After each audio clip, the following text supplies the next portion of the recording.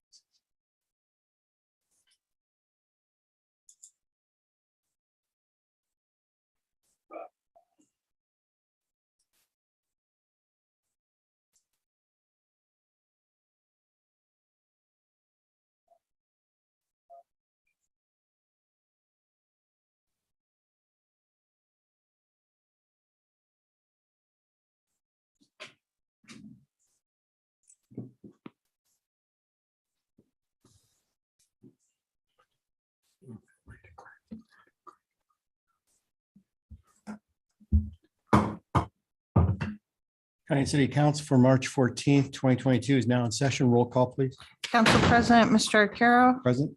Mr. Emery, Here. Mr. Goff, Here. Mr. Kozowski, Here. Mrs. Ledford. Here. Mr. Moiseo, Here. Mr. Prokowski, Present. City Manager, Mr. Hockaday, Here. Finance Director, Mr. Williams, Here. Law Director, Mr. Lewis. Here. Hey, please stand for the Pledge of Allegiance and remain standing for the invocation. I pledge allegiance to the flag of the United States of America and to the republic for which it stands, one nation, under God, indivisible, with liberty and justice for all.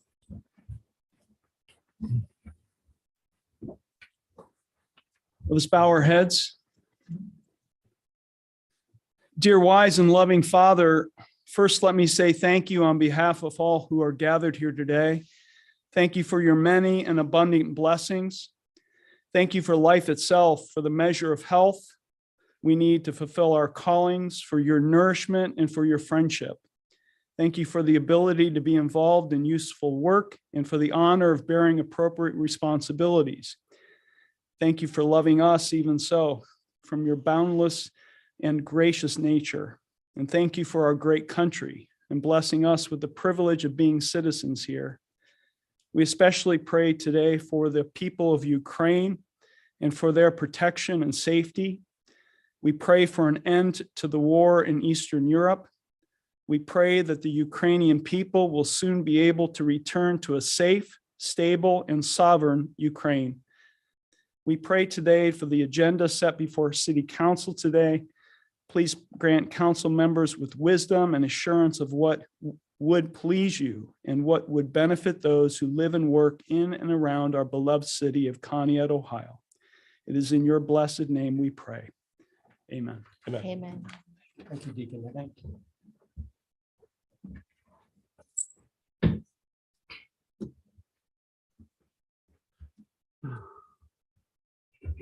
Moving on to approval of the meeting minutes for February 28th, 2022. Are there any alterations or corrections? Okay, hearing none. A motion? I'll make a motion. I'll second. Mr. Arcaro, Abstain? Mr. Emery, Yes. Mr. Goff, Yes. Mr. Mr. Kozowski, Yes. Mrs. Ledford, Yes. Mr. Moiseo, Yes. Mr. Prokowski. Yes. Meeting minutes for February 28th, 2022 are approved.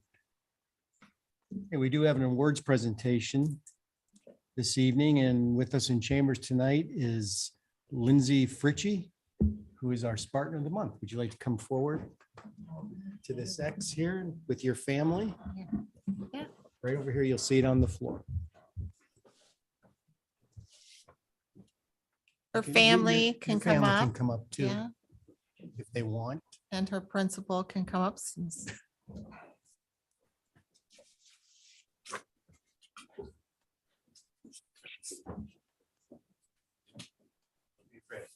Yeah. We don't bite usually.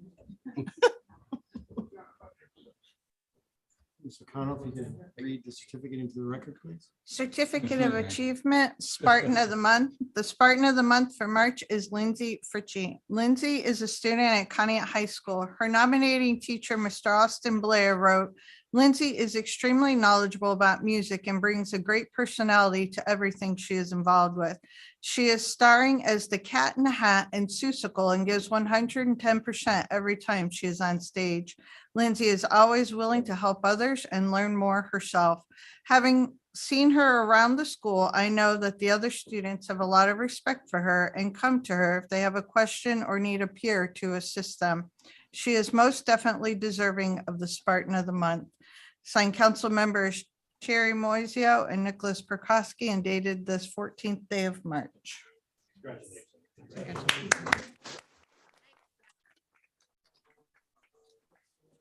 For you, and do you want to introduce who's here? Start here. And we'll go right there.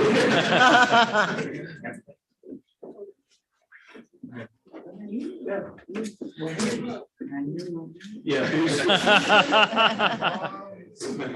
Yeah. Name, full names? Just say, you use first names, just say, mom. Alright, this is my mom, Angela Fritchie, Okay. Dean, my dad, Fritchie, my grandma, Christine, my uncle, Michael, my other uncle, Rob, and then my grandpa, Bill. Okay. And then my and the person- first name, Mrs. Yeah. And Miss Andrews. All right. Nice Yeah, work. congratulations.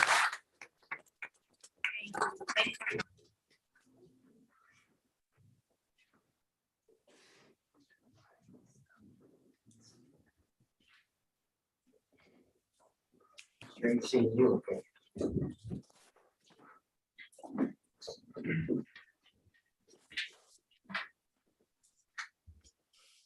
Okay, moving on, does anybody have any citizen comments? Okay, communications. I have done this evening.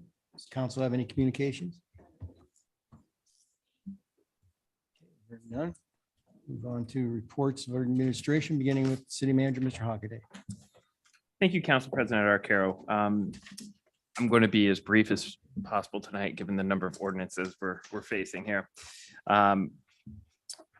Attended our Asheville County Convention and Visitors Bureau meeting. There was a lot of discussion about the House Bill 563. Just touch on it very briefly. I know there's a resolution before council opposing the preemption on the part of the state of Ohio. I just want to let it be known that it was unanimous within the Asheville County's board leadership, as well as the Ohio Association of Convention Visitors Bureau, that decisions regarding short-term rentals be left to communities in which they're located. And I think that's a pretty safe position. We've been doing it for a while and we're pretty comfortable in it. And I don't think we've trampled anybody's rights in doing so. Fairly simple process in most communities. And I think it's a really important topic because it does shape an industry. So, and that industry itself opposes this. A couple other things I want to touch on. Had a couple of meetings with Canadian National as well as the U.S. Army Corps of Engineers. Continue to discuss some upcoming topics with the dredge facility. As you know, we have a additional ordinance on tonight, which is an authorization to bid phase 1 of that. There was also some news this last week, something that we supported. I'm going to pass this around. This is a press release from Congressman Dave Joyce's office. He was able to help us secure an additional $2.7 million for the Army Corps of Engineers for the dredging of Conneaut Harbor. As you know, it has been dredged in a couple cycles. So there's going to be kind of a, I call like a super dredge, where there's just a lot more material that's residually built up that is going to have to be removed from the channel. So that'll go a long ways in terms of returning us back to normal, make sure that there's no navigational impacts, in the future. So that's a big deal. I know the Army Corps is very thankful for our collaborative support on that. So, and I just want to say thank you to Congressman Joyce. He's been pretty instrumental in getting both the U.S. Army Corps of Engineers and the state of Ohio on the same page. So appreciate his support. Route 20 Waterline Phase 2. As I mentioned in our last work session, we had an issue where we found some previously unknown storage tanks partially projecting into the right of way. Those were removed this last week without any incident. They didn't appear to have any leaking. They've taken some preliminary soil samples, waiting on the final report. But the company that performed them said that they looked good, and that there didn't appear to be any saturations around the soil in the immediate area. So that's a good progress. There was an issue with a valve. I guess the paver box loaded the valve sleeve with asphalt. We weren't able to get it out. So you did see where they came out and they cut that out in the road and replaced the valve box on it. That was done by Murgy and Gaffney, as it was their sub that actually put the additional asphalt in there. So that's been rectified and they're working. So moving on, the biggest one I want to make sure is the ODOT projects are about ready to kick off again. Included in that is the Center Road Bridge deck repair. I shared this notice last week with council. It bears mentioning in public, and hopefully the two newspapers can pick it up. The decking, which is set to be replaced this summer, is going to be closing April 18th to traffic while they replace that decking. And it's expected to be closed for a period of 60 days. So that's the Center Road Bridge down there by CLYO. Just so you guys can get that out there pretty well. So that was an anticipated closure. I'm just trying to get that out there about 30 days in advance so people know to plan ahead. So there's going to be access from 20 to CLYO Yes, correct. Is and back around to Welton Mill the other way. yes. Okay. Yep.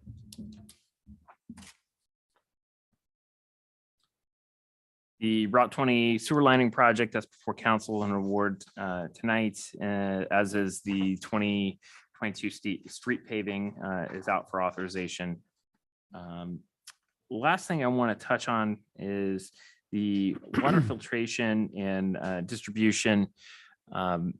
We've been batting around a lead and copper study, which we're going to be compelled to complete by 2024. We've gone through the process of looking at a couple different presentations from a couple firms to assist us in doing that lead and copper identification map, as well as a plan that will help us eliminate any leaded or copper taps that do not meet the state standards.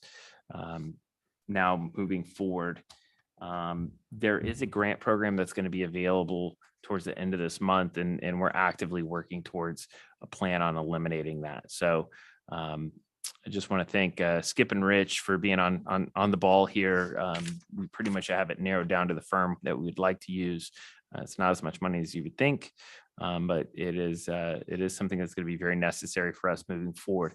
Once we complete that study, we would be eligible for additional grant dollars down the road to help remove some of those leaded taps in the future. So the city is going to be responsible, even though the taps are private property. We are responsible for them now under the new current laws that came about after the Flint, Michigan issue.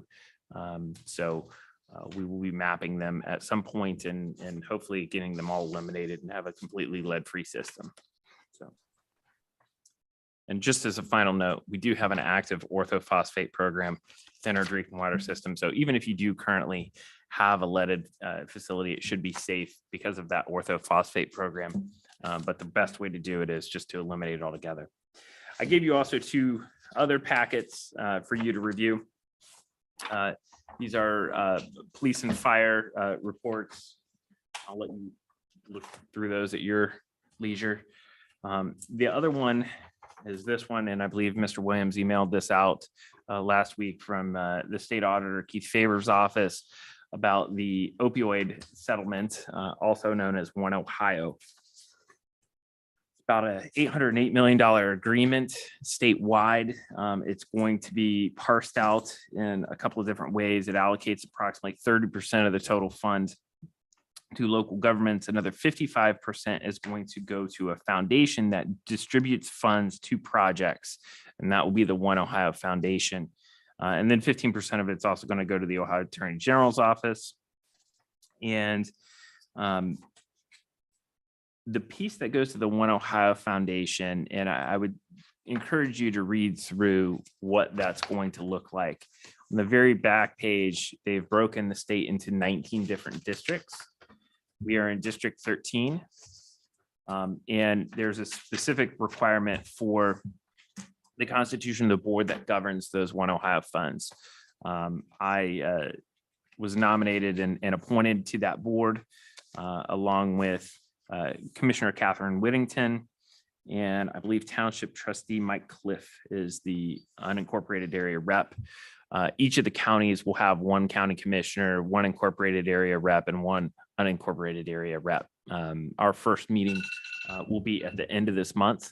So I will keep you apprised as to any kind of movement once that's established in terms of the specific programmatic areas where we'll be accepting applications for that, for specific projects to alleviate the effects of opioid abuse on our communities, as well as looking at sustainability for what the future of addiction and mental health look like. So this is an important piece, and I want everybody to be aware of it. So I included all of that in your packet. If you have any questions, once you have an opportunity to look through it a little bit, I'll be happy to answer what I know. Obviously, we're at the very beginning of this, probably know a little bit more after our organizational meeting. That's all I have, unless council has any questions. Any questions for the city manager? Just real, excuse me, real quick. So we don't know the amount of funding or when those funds would be dispersed to the local governments. Not yet. There are a couple different projections. I mean, you can do some basic math on that. The first 10.5% that it comes off the top are legal fees that go in to pay all the attorneys that participated in this. And then once you back that out, you can multiply through. I used a basic population parameter, and it puts us in about $170,000 range. That would be a direct local government allocation if they use a population parameter for the allocation of those funds. I know at one point that they were looking at a different way to prorate those funds, which was based on community impact. That was designed by a number of measurables, which included use of Narcan, overdose deaths within your community as a percentage of population over the past 5 years, number of total cases that you've prosecuted, drug seizures, forfeitures, et cetera. Those yield obviously different numbers than population. So I don't have an estimate in it yet, but once we receive those estimates, I'll be happy to share those with you. So this will be set up as a separate fund. Absolutely.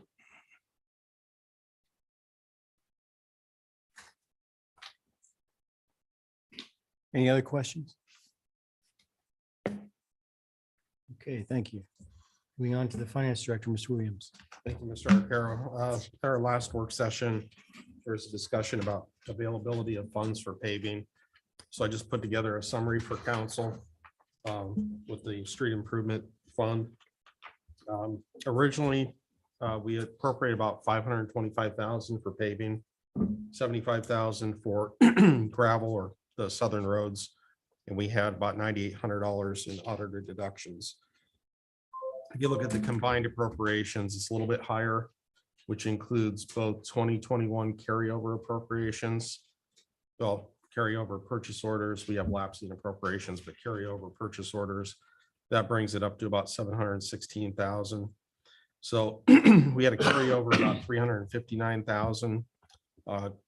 Carryover purchase orders of about 107, which left us about 252,000 in unencumbered cash carryover at the end of the year.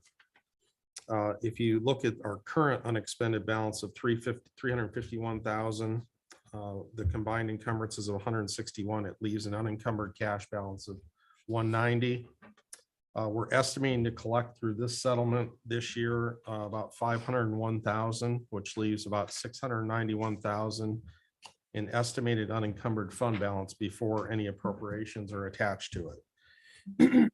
If we take that estimated unencumbered fund balance, take all of the unencumbered appropriations, which is about 541,000, leaves an excess cash available to appropriate of about 150,000. That does include the prior excess up at the top of the page. Less the amount for gravel roads and audited deductions, it leaves about 130,000. If we add back in the 5% delinquency, which we have to factor in, but we normally collect, that leaves an additional 25,000 available. So we have available and potential excess revenue to be appropriated about 155,000. On top of the current unencumbered paving appropriation of 522, we should have around 677,000 available at this point in time. Now, a couple of things that could change that. The settlement could obviously be higher. The 5% delinquency, there might be more or less depending. There might be additional encumbrances that are either unused or purchase orders that are closed out. That would generate a prior excess. We can recertify that to the county and then reappropriate it. So that's just a snapshot at this point in time. I would say about 677,000 will be available. Now, if you look at certified revenue that we have right now, it's about 143 on that next page. I highlighted that for you.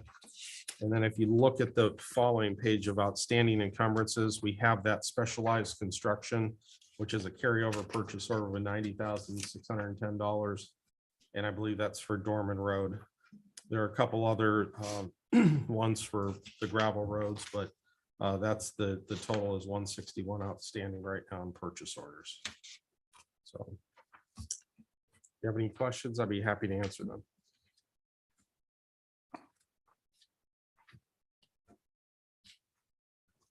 Okay, any questions for the finance director?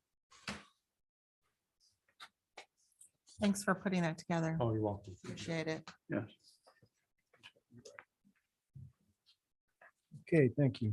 Moving on to the law director, Mr. Lewis. Nothing new to report, Mr. Arcaro, since my last report, but I would be happy to entertain any questions that anyone might have. Okay. And moving on to committee reports. Does anybody have a committee report? Just a reminder that the Economic Development Committee will be meeting tomorrow morning at 9 a.m. in council chambers.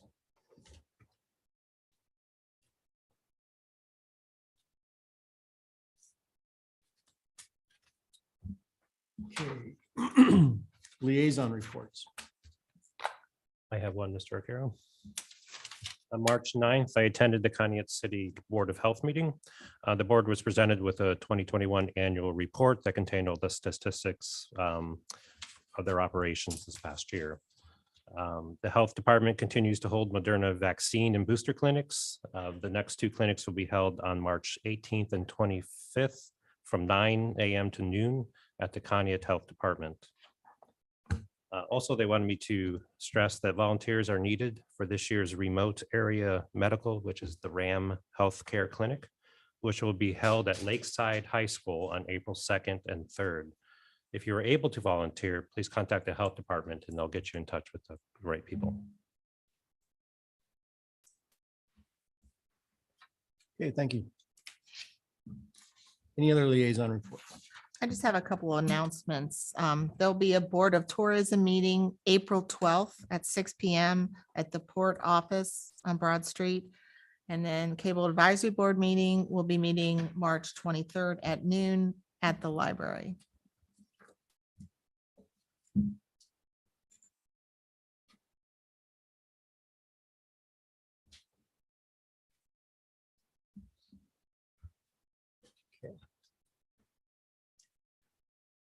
All right, moving on to our ordinances and resolutions for this evening. We have 4 on the table, which will remain on the table pending discussion at our next work session.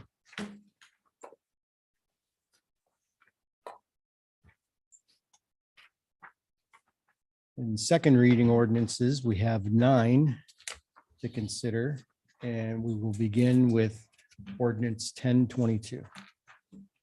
An ordinance to amend ordinance 86-21 to strongly recommend persons entering Conneaut City Hall and remaining in common areas to wear facial coverings regardless of vaccination status and declaring an emergency. Okay, as you know, we've discussed this and we're going to pass it a few weeks ago. And it was amended in section 1 to add that council reserves the right to change its policy should the circumstances surrounding the COVID-19 pandemic worsen or CDC guidelines change. So are there any alterations or is there any discussion or comments regarding this ordinance?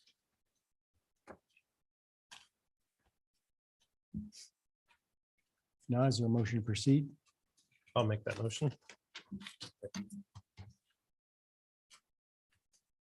Mr. Arcaro, Yes. pardon me, Mr. Emery, Yes. Mr. Goff, Yes. Mr. Kozowski, Yes. Mrs. Lightford. Yes. Mr. Moiseo. Yes. Mr. Prokowski. Yes. I'm sorry, Mr. Prokowski, what was your motion? The waive the three reading. rule. Thank Sorry. you. Okay, the three reading rule has been suspended. I'd like to declare an emergency on ordinance 10-22. Okay, there's a motion to declare an emergency on ordinance 1022. Is there a second? Second. Mr. Arcaro, Yes. Mr. Emery, Yes. Mr. Goff, Yes. Mr. Kozowski, Yes. Mrs. Lightford, Yes. Mr. Moiseo, Yes. Mr. Prokowski. Yes. Okay, Mr. Prokowski, the emergency has been declared. I'd like to move to act on ordinance 10-22. Motion to act on ordinance 1022. Is there a second? Second. Mr. Arcaro, Yes. Mr. Emery, Yes. Mr. Goff, Yes. Mr. Kozowski, Yes. Mrs. Lightford, Yes. Mr. Moiseo. Yes. Mr. Prokowski. Yes. Okay, ordinance 1022 is passed. Move on to ordinance 1622 or 11. 1122. An ordinance to amend section 1323.01 definitions of the city of Conneaut codified ordinances and not declaring an emergency. Both 1122 and 1222 cover the same pieces, and this adds an element about drug nuisance properties in which we can declare them a nuisance. It's similar to a couple of the other emergency nuisance abatements with rubbish and other things. And it's also, even though it's in a different section, similar to kind of a hazard declaration that we can use for meth labs and clandestine meth labs. Mr. Lewis, is there anything else you wanted to address in either of these sections in under 1122 or 1222? Well, we added the provision that to be declared a drug house, that it would be subject to approval of the city manager to add his stamp of approval on that. Other than that, no, that's pretty much it.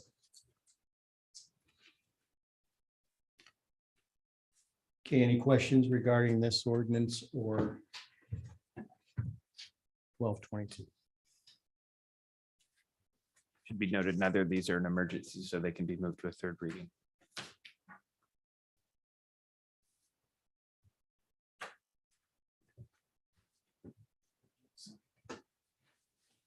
Just moved in the second reading. Okay,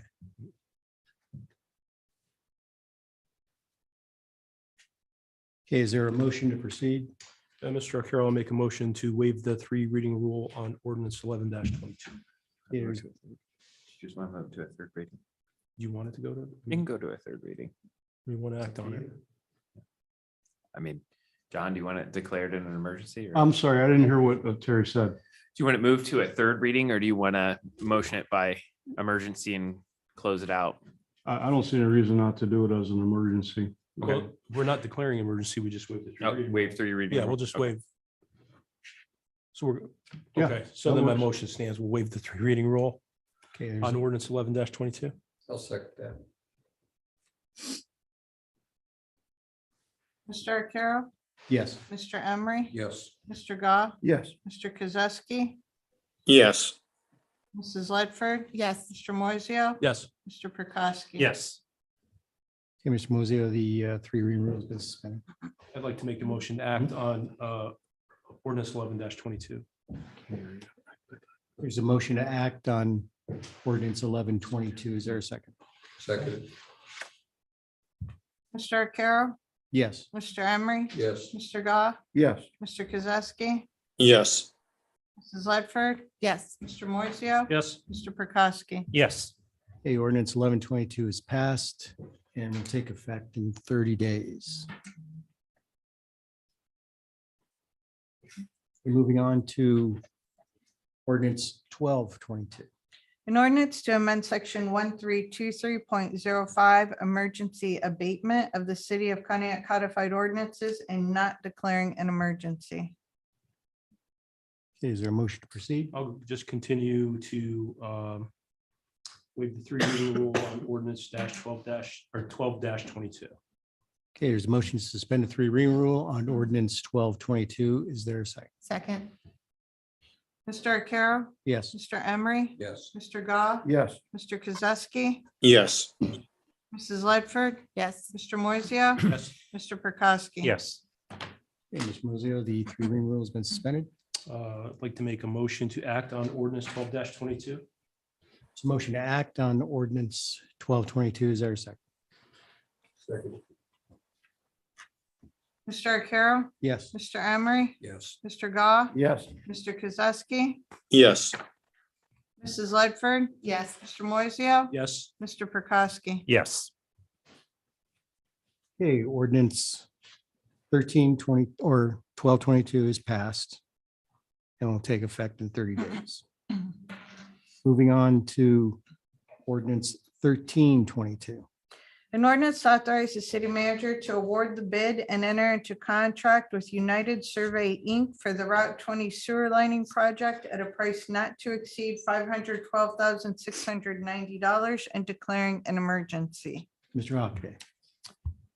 This one speaks for itself. I know Brian is chomping at the bit to get this project underway.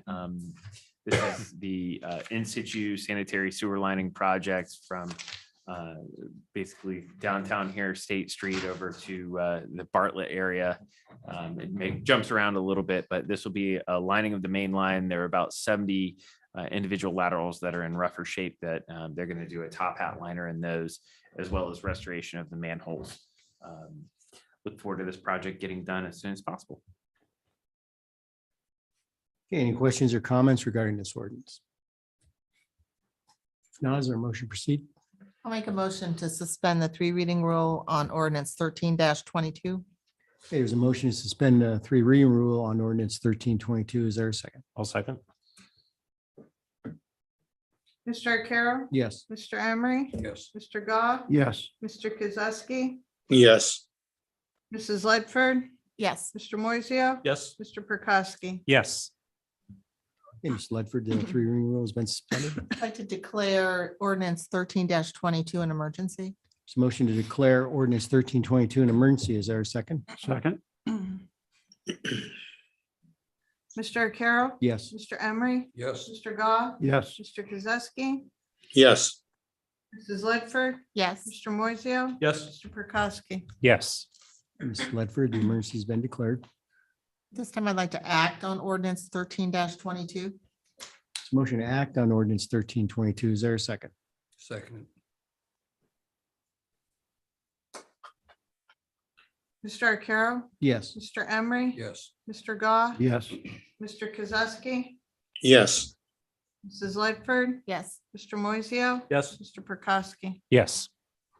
Okay, ordinance 1322 is passed.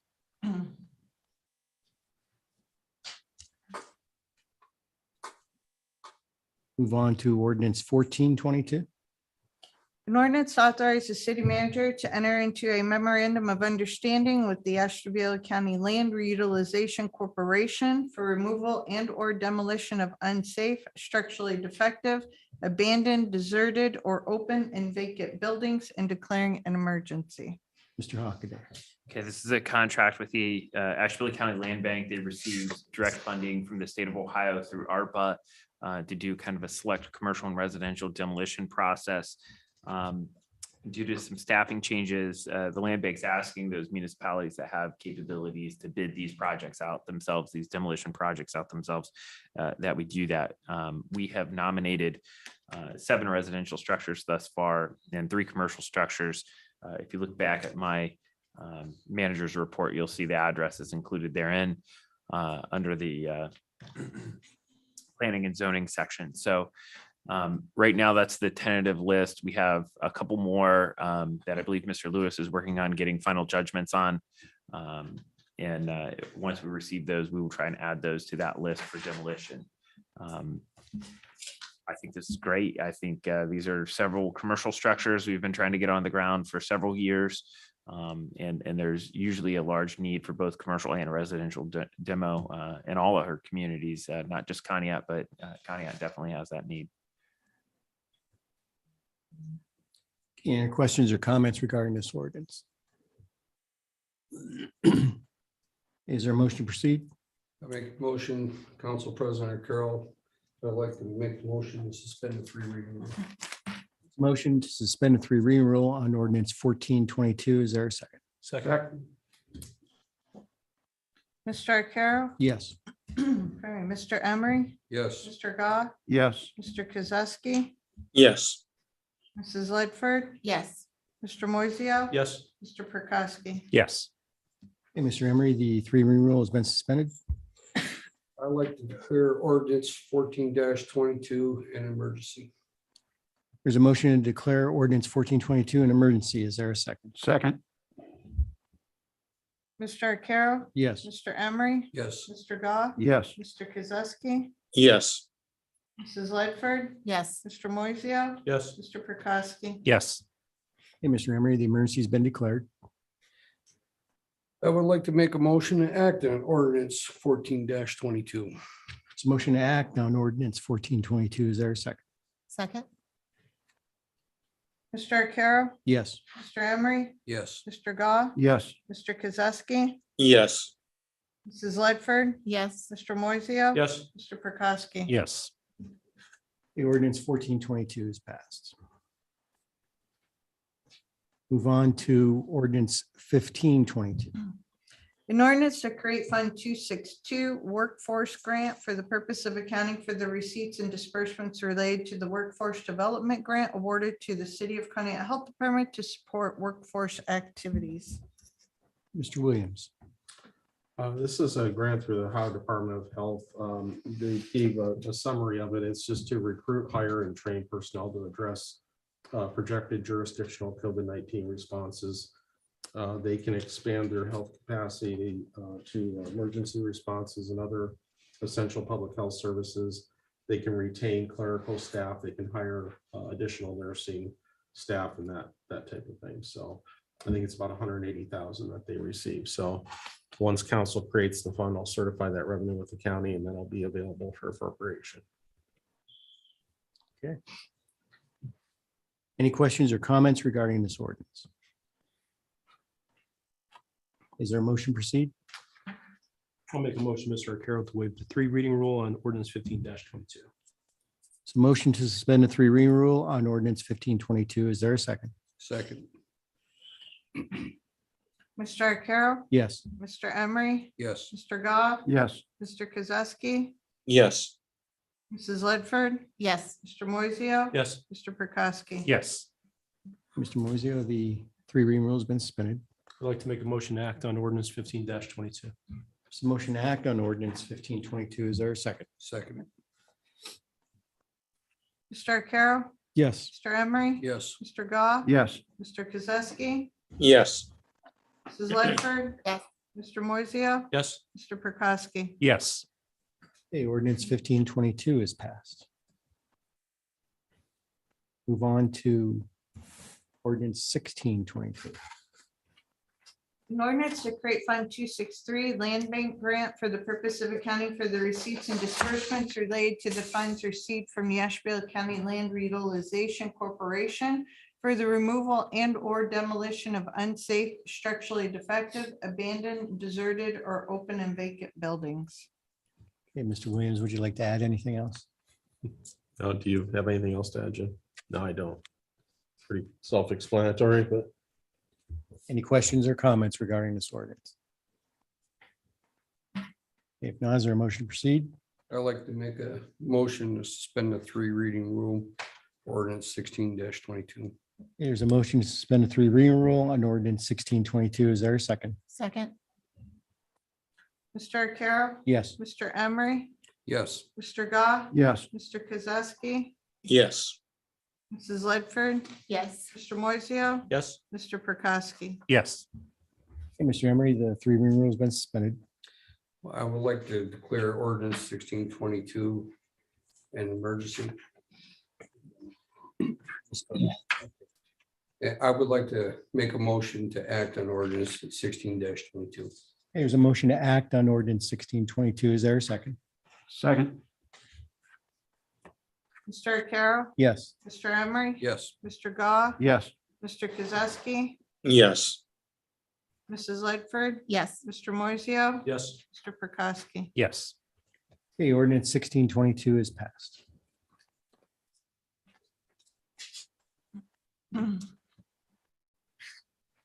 Move on to ordinance 1722. An ordinance amending the 2022 budget through appropriations and fund and interfund transfers attached here to and marked Exhibit A. Mr. Williams.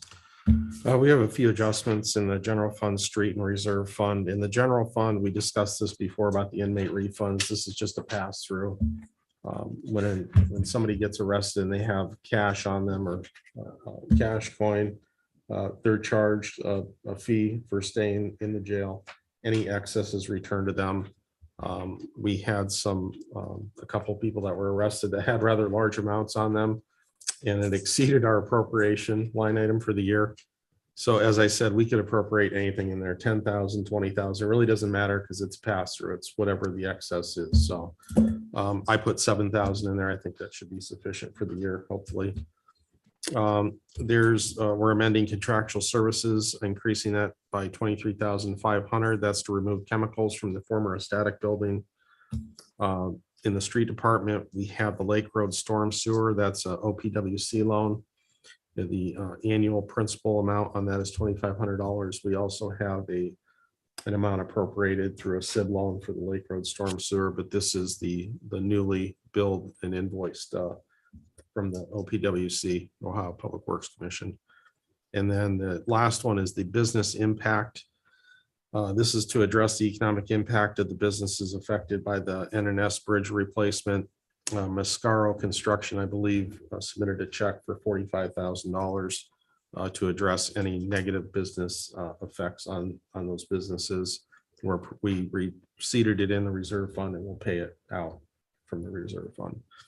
So the grand total of all the appropriations is $78,000. Okay, thank you. Any questions or comments regarding this ordinance? Is there a motion to proceed? Make a motion to suspend the 3 reading rule on ordinance 17-22. This motion is suspended 3 reading rule on ordinance 1722. Is there a second? I'll second. Mr. Carroll, Yes. Mr. Emery, Yes. Mr. Goff, Yes. Mr. Kozowski, Yes. Mrs. Lightford, Yes. Mr. Moiseo, Yes. Mr. Prokowski. Yes. Ms. Ledford, the 3 reading rule has been suspended. This time I'd like to act on ordinance 17-22. Motion to act on ordinance 1722. Is there a second? Second. Mr. Carroll, Yes. Mr. Emery, Yes. Mr. Goff, Yes. Mr. Kozowski, Yes. Mrs. Lightford, Yes. Mr. Moiseo, Yes. Mr. Prokowski. Yes. A ordinance 1722 is passed.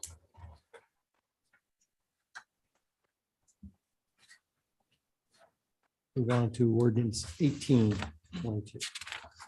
An ordinance to authorize payment to the following contractor in the amount listed in section 1 below pursuant to section 5705.41D1 of the Ohio Revised Code and declaring an emergency. Yeah, I'll field it.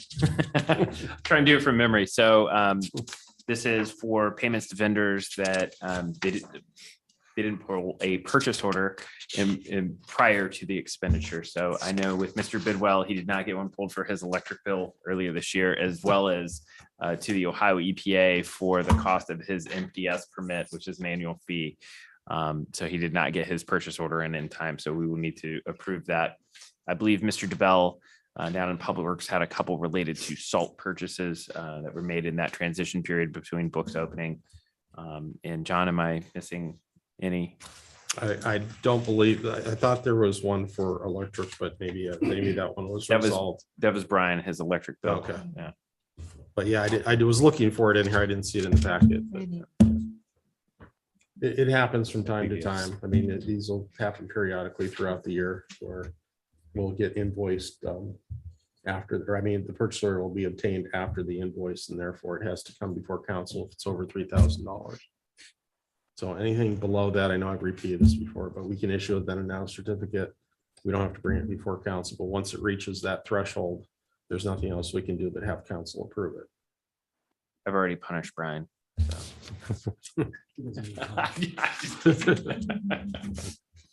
Okay.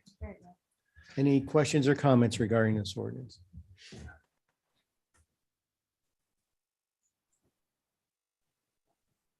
Is there a motion to proceed? I'll make the motion to waive the 3 reading rule for ordinance 18-22. There's a motion to suspend a 3 reading rule on ordinance 1822. Is there a second? Second. Mr. Arcaro? Yes. Mr. Emery? Yes. Mr. Goff? Yes. Mr. Kozowski? Yes. Mrs. Ledford? Yes. Mr. Moiseo? Yes. Mr. Prokowski? Yes, Hey, Mr. Prokowski, the 3 reading rule has been suspended. I'd like to make the motion to declare ordinance 18-22 an emergency. So motion to declare ordinance 1822 an emergency. Is there a second? Second.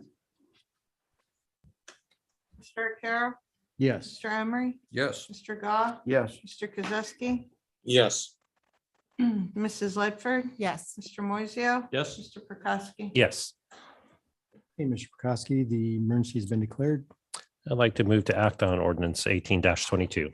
So motion to act on ordinance 1822. Is there a second? Second.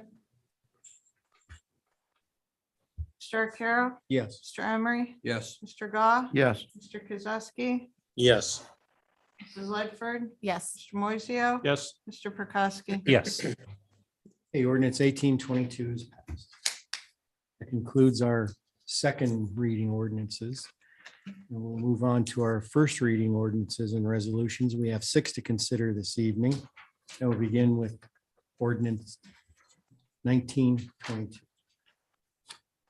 An ordinance to authorize the city manager to advertise for bids for the 2022 pavement repair program and declaring an emergency. Mr. Hopkins. This is the same as we do every year where we have a kind of a broad slate of streets that we're looking at. We do a unit price bid. Once we receive that final pricing, council can make their final selection on which streets they choose to repair, kind of maximizing the funds that they have at hand. The only other thing that I'll add that we can amend into this is we always put in other parties can join by binding, such as the schools. The schools did send a notice to me today that they have some limited paving that they would like to include with it. I will co-advertise that with ours. And if they receive favorable pricing and they're happy with it, then they can join in that same pricing as we have done in all years past. Okay, any questions or comments regarding this ordinance? So motion proceed. Make a motion, Mr. Arcaro, to suspend the 3 reading rule on ordinance 19-22. So motion to suspend a 3 reading rule on ordinance 1922. Is there a second? Second. Mr. Arcaro? Yes. Mr. Emery? Yes. Mr. Goff? Yes. Mr. Kozowski? Yes. Mrs. Ledford? Yes. Mr. Moiseo? Yes. Mr. Prokowski? yes, So the 3 reading rule has been suspended. I'd like to declare ordinance 1922 an emergency. So motion to declare ordinance 1922 an emergency. Is there a second? Second. Mr. Arcaro? Yes. Mr. Emery? Yes. Mr. Goff? Yes. Mr. Kozowski? Yes. Mrs. Ledford? Yes. Mr. Moiseo? Yes. Mr. Prokowski? yes, Mr. Moiseo, the emergency has been declared. I'd like to make a motion to act on ordinance 19-22. So motion to act on ordinance 1922. Is there a second? Second. Mr. Arcaro? Yes. Mr. Emery? Yes. Mr. Goff? Yes. Mr. Kozowski? Yes. Mrs. Ledford? Yes. Mr. Moiseo? Yes. Mr. Prokowski? yes, Okay, ordinance 1922 is passed.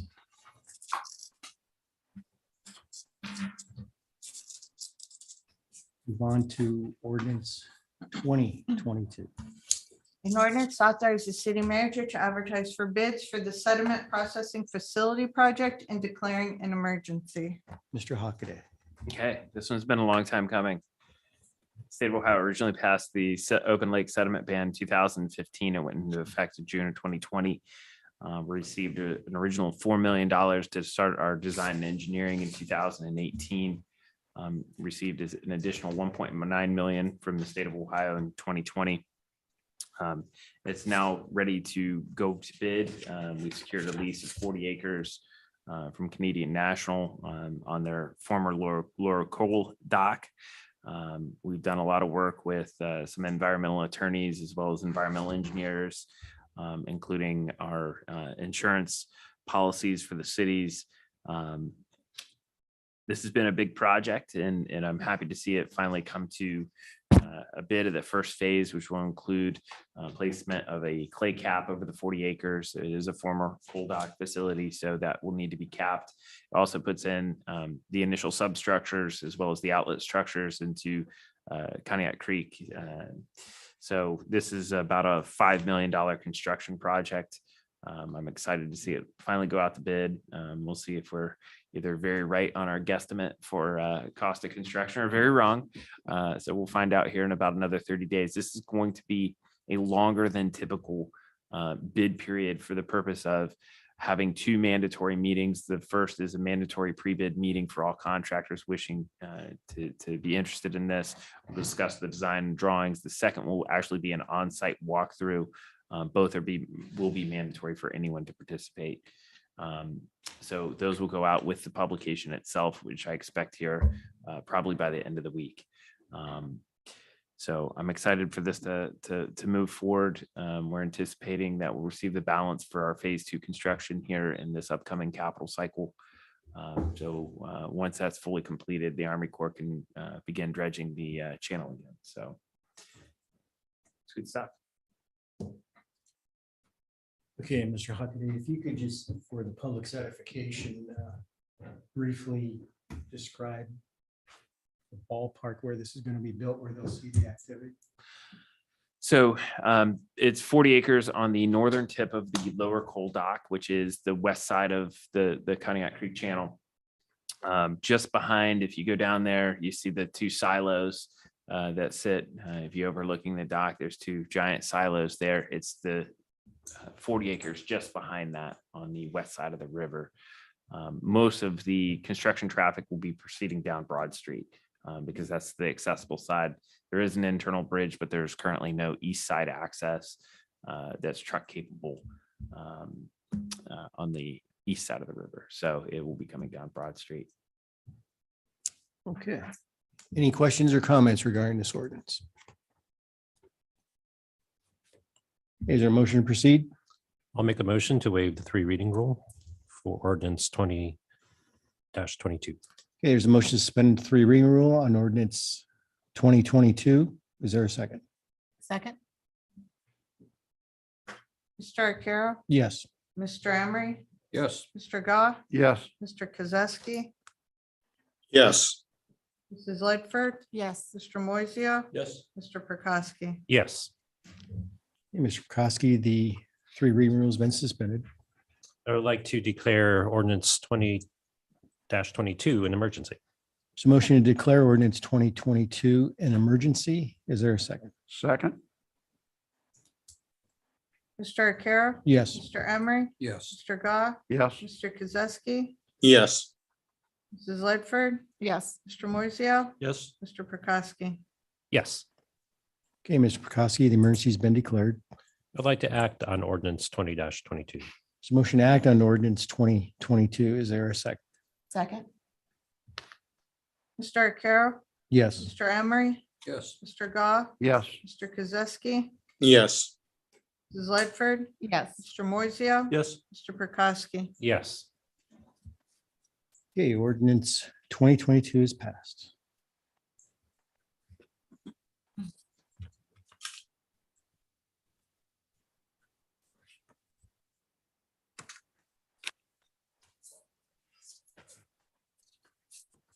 Move on to resolution 2122. A resolution in opposition of House Bill 563 to limit local regulation of short-term rental property. Mr. Hockaday. I spent a little time talking about this, and I spoke a little bit about this previously.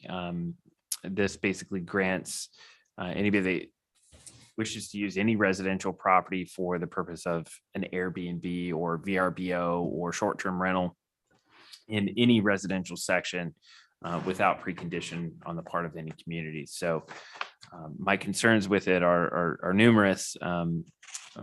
One, it commercializes every residential district automatically. Anybody can buy any house and turn it into an VRBO, Airbnb, short-term rental. That can have a negative effect on neighboring properties and neighboring owners. Things that we would normally look at in a process like this, where we consider the fact, does property have a driveway? Does it have adequate parking? Does it have an adequate inspection, on an annual basis? Those kinds of things, for basic things, smoke detectors, fire extinguishers, basic life safety codes, as we would call them. Overcrowding, overbooking, those are life safety codes, and that is held through a civil process. The dissolution of that by the state and saying anybody can do anything they want with regards to this process, endangers that. It endangers inhabitants. And it reminds me a lot of the stuff that was going on at college campuses with conversion of typical houses into college dormitories. And, after enough college kids had burned to death, they finally decided that was a bad idea. So this is similar to that, and how it reads that it's an independent right without respect to local governments and communities to regulate it and appropriately monitor it. The other thing that really kind of bothers me about it specifically is it grants the owner the right to operate it and puts no parameters on it. And then when you do have an incident arise, which will typically be somebody throwing a big house party or a large gathering that gets out of control, the response then comes from safety forces. That means that it's either police, fire, ambulatory. And a lot of times when it is police, noise ordinance, so on and so forth, we've taken something that's a civil function and we've criminalized it. And then we're taking an already overwhelmed police and safety staff, deploying them on a rental situation, and shoving it through an already overwhelmed court system. We have significant delays in criminal courts across this county. And I don't see the point in further overwhelming it with something like short-term rental when we have the means through a planning commission and a zoning board of appeals to handle any of these issues in a perfectly civil process. I am not aware of any instance in Asheville County where anyone has ever been denied the ability to operate a short-term rental. This does not come from the industry. The industry itself, including the Asheville County Convention and Visitors Bureau and the Ohio Association of Convention and Visitors Bureau, opposed this. That's the industry itself saying this is bad for our product. And our product is our experience coming and staying in safe, clean, green, and safe communities. And they want consumers to have a good time. And we do that by putting some basic controls and parameters on it. By preempting that, you risk creating a poor exposure for the entire industry. So I'm happy to see council support this and at least speak to our elected representatives and say this is not something that came from our community. It's not something we hope to see. Any questions or comments regarding this resolution? Mr. Huckabee, do you know where it's coming from then? Who are they representing? It seems ridiculous. That's a great question. I would direct you to our state representative who came up with this. And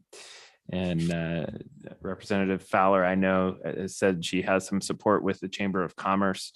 I haven't seen or heard that from any chambers of commerce. I know Geneva on the Lake had an open letter to her and did not support this. And I can understand why. It has been, before my 7 years here, I spent 5.5 years in Geneva on the Lake, and they spent 30 years trying to reform the stay in short-term rental, which there is no industry in Geneva on the Lake beyond tourism. So if you let it get away from you, which it did get away from Geneva on the Lake for a number of years, and they've done a tremendous job of building themselves back up, cleaning up the types of stays that are there. They've done an admirable job. So they see this as a pretty significant threat to the progress that they've made over the last 20 years. so I don't know where the support from this comes from. There was an allusion to that this is a problem in other states. Well, this isn't a problem that we have right now. We got plenty of problems that we do have that we could work on. But this isn't one of them. And I know our planning commission, and I'll give them all the credit in the world, have worked almost nonstop for a period of 3 years. And I know they've discussed it openly for at least a period of 6. So it's not without a lot of thought and contemplation of the issue. I know they've held several open meetings here to discuss it with current property owners, current operators, prospective operators. And we don't expect it to be perfect, but we also expect to be able to sit here in a forum within our community and make decisions like, oh, okay, this is working, or this isn't working, or this is a problem for our VRBO and Airbnb renters. We want their business. We want them to continue to seek out our community, but we also don't want to turn it into a free for all. So there's a balance, and we can continually adjust that balance by passing a sweeping, state law that basically says everything's good. It takes that discussion and that deliberative democracy portion away, and it's not fair. Because we've worked hard to build these assets within our communities in an appropriate way. So our customers, our tourists get to experience a great Conneaut, not a bad Conneaut, because when you create bad opinions of your community, they last much longer than good opinions. Thank you. Any other questions or comments?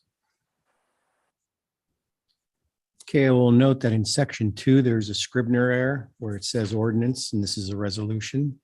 So, Ms. O'Connell, if you could correct that before it's sent to the state. Mhm. Is there a motion to proceed? I'll make that motion to proceed. Happily make that motion to proceed. I'd like to waive the 3 reading rule on this resolution 21-22. Okay, there's a motion to suspend a 3 reading rule on resolution 2122. Is there a second? Second. Mr. Arcaro? Yes. Mr. Emery? Yes. Mr. Goff? Yes. Mr. Kozowski? Yes. Mrs. Ledford? Yes. Mr. Moiseo? Yes. Mr. Prokowski? Yes, Okay, Mr. Prokowski, the 3 reading rule has been suspended. I'd like to move to act on resolution 21-22. There's a motion to act on resolution 2122. Is there a second? Second. Mr. Arcaro? Yes. Mr. Emery? Yes. Mr. Goff? Yes. Mr. Kozowski? Yes. Mrs. Ledford? Yes. Mr. Moiseo? Yes. Mr. Prokowski? Yes, A resolution 2122 is passed. Move on to ordinance 2222. An ordinance to close parts of Chestnut and State Street from 6:30 PM to 8:30 PM on Friday, May 27th, 2022 for the purpose of hosting a senior class parade. Mr. Hockaday. Honestly, I'm happy to see these kinds of ordinances back on the table. For so long, we haven't been able to do these kinds of special events. So, it's really nice to see. And I think they did some great adaptations during the pandemic there, to honor those seniors. But I'm glad to see this back. Any questions or comments regarding this ordinance? Is there a motion to proceed? I'll make a motion to suspend the 3 reading rule on ordinance 22-22. So motion to suspend a 3 reading rule on ordinance 2222. Is there a second? Second. Mr. Arcaro? Yes. Mr. Emery? Yes. Mr. Goff? Yes. Mr. Kozowski? Yes.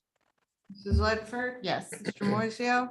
Yes. Mr. Prokowski? yes, Okay, Mrs. Ledford, the 3 reading rule has been suspended. This time I'd like to act on ordinance 22-22. There's a motion to act on ordinance 2222. Is there a second? Second. Mr. Arcaro? Yes. Mr. Emery? Yes. Mr. Goff? Yes. Mr. Kozowski? Yes. Mrs. Ledford? Yes. Mr. Moiseo? Yes. Mr. Prokowski? yes, Okay, ordinance 2222 is passed.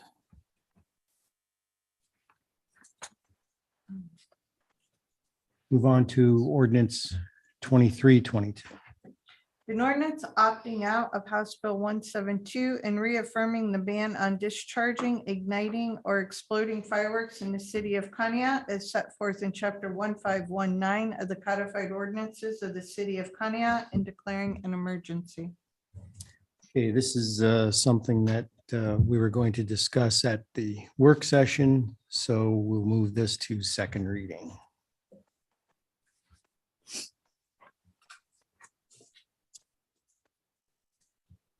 Okay, move on to resolution 2422.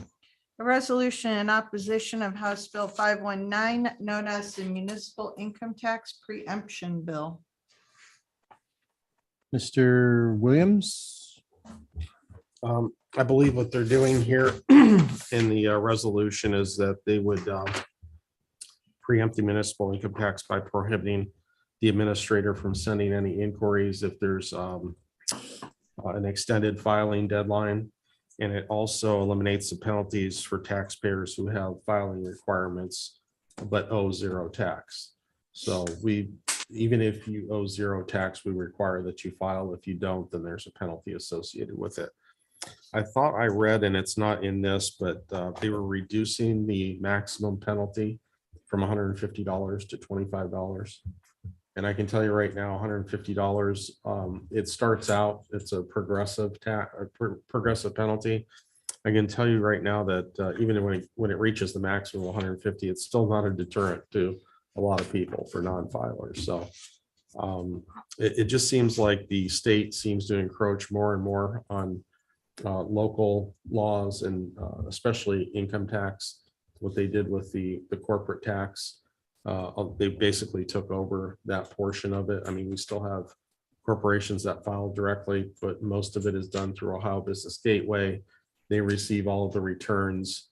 They apparently audit those returns, I'm assuming. We don't know because we don't see them. And then they just remit the tax to the city.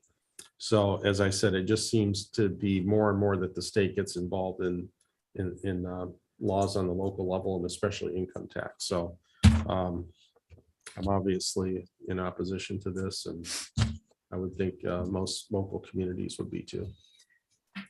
2 points, John. I believe this actually also limits the city's ability to notice non-filers that they were required to file. And I find that to be a particularly pernicious piece within this legislation because, you know, I can understand limiting a penalty, but I can't for the life of me get my arms around why we can't tell people that they may be subject to municipal income tax and that they should be filing. That's nonsense to me. And I think it actually degrades collection attempts in the future once they may owe a balance because they didn't know and they did owe tax. That's a really, really bad process, is say, well, I didn't know. Well, we couldn't notice them because we were prohibited by law from noticing them appropriately. Yeah, it is counterintuitive. That's a very good point. And also one of the defenses that we get from most people is, well, you know, I moved here from someplace else and you never sent me a tax notice. Well, it's the taxpayer's responsibility to inquire as to whether they should file. We don't know everybody that moves in and out of the city at any time, and to preemptively or proactively send that to every individual would be virtually impossible. So, but that is often a defense that they use is like, you never sent us an income tax form, or you never told us that we owed it. And now they're telling us that we can't do it. So I don't know. It's odd. Income tax delinquency can be a major financial issue for the city. And I know Mr. Williams has done an excellent job in the last couple of years, kind of boiling it down to the most effective method for some of those collections. And we currently use the state auditor's office, or the state attorney general's office for those collections. And it can be significant. But John, off the top of your head, I know a roundabout number, but you might know a more accurate one. The total amount owed in delinquent income tax to the city of Conneaut presently. It's over 700,000. It's not a negligible amount. So, you know, Yeah. by limiting our ability to both penalize or collect revenue owed to the city, it only hurts the honest taxpayers. And I want to make sure people realize that by, allowing greater delinquency, which this bill is aimed at, we hurt the people that are doing the right thing and filing. And it's one of a long line of bills in this most recent session that are aimed at undermining. There's another one that we won't even talk about tonight that has to do with knives being a concealed deadly weapon, no longer being a crime. And cities will no longer be able to regulate you concealing a knife or regulating the length of a knife. So these are dangerous pieces of legislation, in my opinion, and they have not been thoroughly vetted with the public. Hey, Mr. Lewis, are we making any headway in those delinquencies? Sorry, Are we making any headway in those delinquencies? The 700? we haven't filed No. any that I'm aware of. No, since it I doesn't go started. through the law director's office Oh, anymore. The kind of how it used to work is we used to use outside collection agencies. Mhm. And then for a while there, we tried doing internal collections through the law director's office, through the courts. It bogged down the law director's office, it bogged down the courts, and to be honest, it just wasn't that effective. Then the attorney general started offering the program where they would take over the collection efforts on behalf of the city, and they would charge their fee on top of it. So they collect 100% of the tax, and they remit whatever they collect to the city. They just charge a fee for that collection. I was telling the city manager, probably our highest collection year ever was probably 34,000 for the entire year.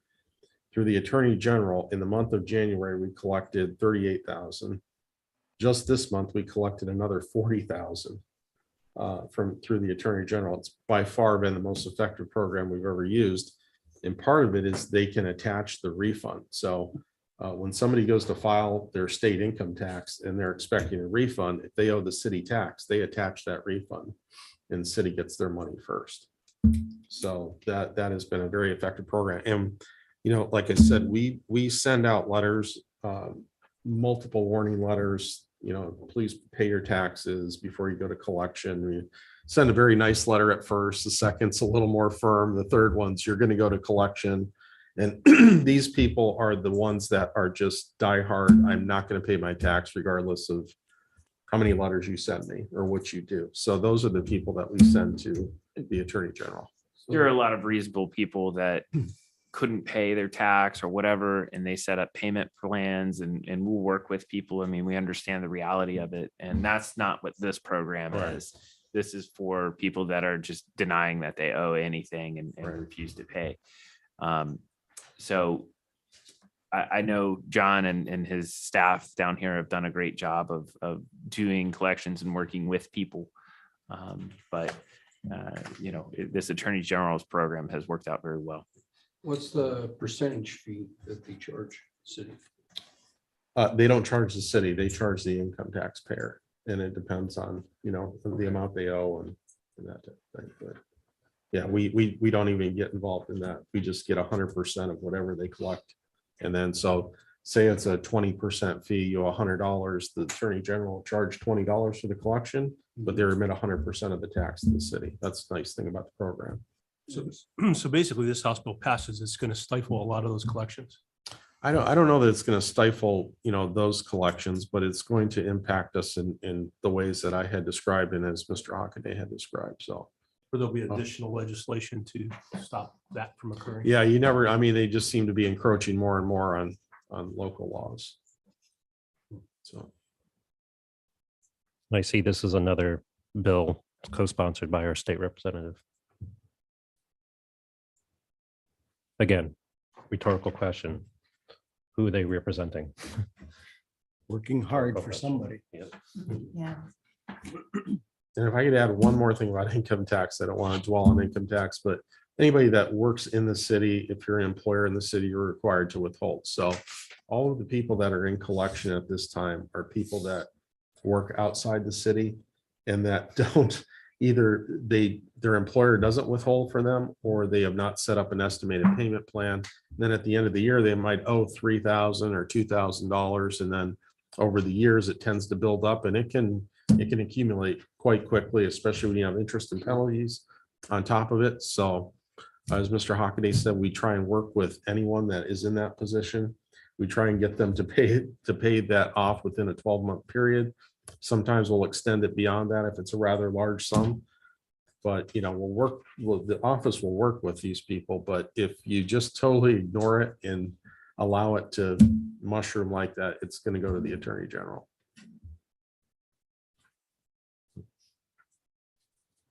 Okay, any other questions or comments regarding this resolution? Okay, I will note that there are 2 Scribner errors in this resolution as well. In the 4th whereas, there's a typo. Spelling of contact. And in section 2, there is indication that this is an ordinance and it's a resolution. So Ms. O'Connell, if you could correct those before this is sent to the state. Is there a motion to proceed? I'll make a motion to suspend the 3 reading rule on resolution 24-22. I'll second. Mr. Arcaro? Yes. Mr. Emery? Yes. Mr. Goff? Yes. Mr. Kozowski? Yes. Mrs. Ledford? Yes. Mr. Moiseo? Yes. Mr. Prokowski? Yes.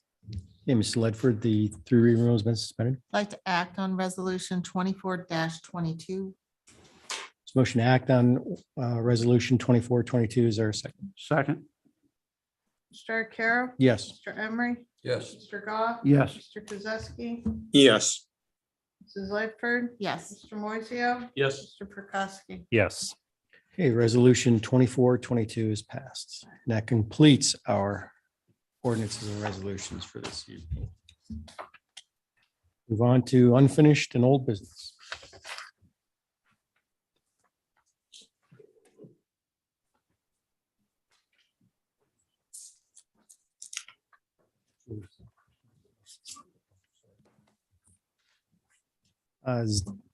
Hearing none, is there any miscellaneous business? Go ahead. I just have one quick thing. Mr. Hockaday, I got a call from a resident on Millard Avenue about some severe potholes.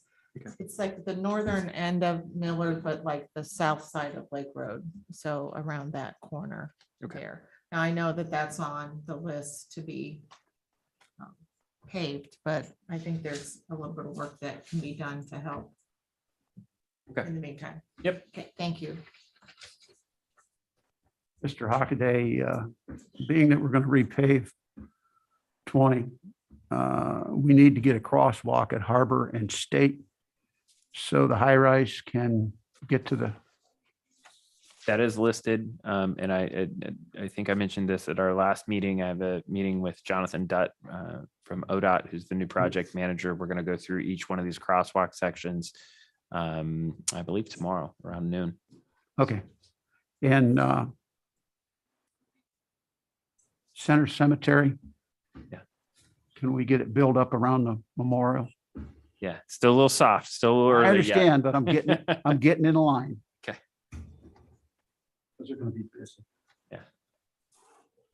That's it. Thank you. I would just mention that regarding the State and Harbor crosswalk, there are 2 crosswalks at State and Harbor. Right. Mrs. Ledford brought it up last year. Yeah. She also requested a sign, which PW did put up as well. But I know they fade out this time of year, Yeah. so. But there are 2 crosswalks there. Well, when they repaved it, When they repave, when they'll be when they back. did the patch repave, Mhm. it just. Yeah. Time to get the proper. I'll have to look at it, but it might be, the striping might be actually thermoplastics. I'll have to look at what the spec is, which is kind of that raised adhered stuff. It'll last longer. Yeah, it's a little more dense. The other key component to this is it's not just the crosswalks themselves, it's the ADA ramps. There's a lot of accessibility problems all along 20 where there are no ramps. Even State and Broad there were no ramps initially. It was just a 6-inch curve all the way around. Yeah, Mr. I did Hockaday. receive- Yes. Excuse me, Mr. Hockaday. Maybe we can look into, for those crosswalk signs, maybe getting a couple of the lighted signs, like on Lake Avenue in Ashtabula by Lake City Plating. And we have them on, I believe, Chamberlain. Because that is a busy intersection right there, and with the seniors and disabled people trying to cross the street, it is pretty dangerous for them. We can look at, I can pull pricing for rapid flashing beacons as those are known. They tend to be more effective when they're push button operated. And then they only flash when somebody's actually in the crosswalk. When they flash all the time, nobody stops for them because they're flashing all the time always. And Right. So we can look into those also. Yeah. Yep. Thank you. So the ones on Chamberlain are the actuated push button rapid flashing beacons. Okay, I did receive a complaint regarding the ramps on State Street that the gas company did in their work. And apparently they forgot to take the plastic off a few of them, and I understand that Chief Lee corrected that. Correct. So, Yep. So kudos to him. Any other miscellaneous business? Mr. Hopday, any updates on CLYO? I don't have any at this time. I know they received a significant number of donations. We're going to have a follow-up meeting here shortly to see what their final plan of action was. Now that they've had a little assessment time and have been able to clean some of the debris. I don't know whether they're planning on utilization. I know Mr. Lewis is working on an agreement to use the ball fields. I've had a couple conversations with the Metro Parks about that. But I don't have any significant updates since the last time we spoke. Any other miscellaneous business? Okay, if not, is there a motion to adjourn? I'll make a motion, Mr. Director. I'll second. Mr. Carroll, Yes. Mr. Emery, Yes. Mr. Goff, Yes. Mr. Kozowski, Yes. Mrs. Ledford, Yes. Mr. Moiseo, Yes. Mr. Foskey. Yes. Okay, County City Council for March 14, 2022 is adjourned. Thank you.